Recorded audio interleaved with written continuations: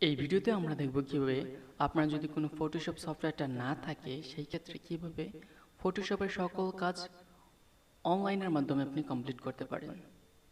ওকে, so ফটোশপটা আপনি অনলাইনে পাওয়ার জন্য বা অনলাইনের মাধ্যমে কমপ্লিট করার জন্য আপনি একটা ওয়েবসাইটে আসতে পারেন, সেটা হচ্ছে photopea.com।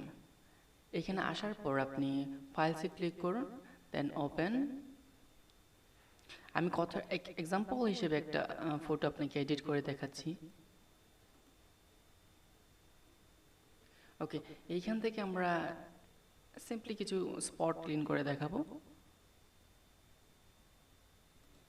ওকে, দেখুন এবারে যদি আমরা এখান থেকে স্পটগুলো ক্লিন করে দেখেন, একেবারে ফটোশপের মতো, কোনো প্রকার পার্থক্য কিন্তু নেই এখানে।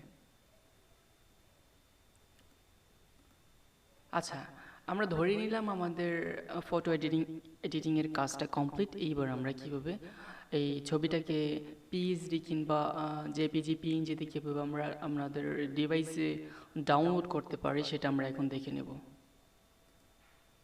দেন এখানে আমরা আসবো, আসার পর এক্সপোর্ট অ্যাজ পিএনজি। আর যদি পিএইচডিতে সেভ করে আবার পুনরায় কোনো সফটওয়্যার বা ফটোশপে যদি আমরা এডিট করতে যাই আবার, চাইলে কিন্তু আমরা এটা পারবো। আবার এখানে আমরা যদি সেভ মোর, অনেকগুলো অপশন কিন্তু আপনারা পাচ্ছেন। দেন আমরা পিএনজিতে আমরা আপাতত সেভ করে নিচ্ছি। এখান থেকে সেভ। ওকে, দেন আমরা যদি ছবিটা দেখি,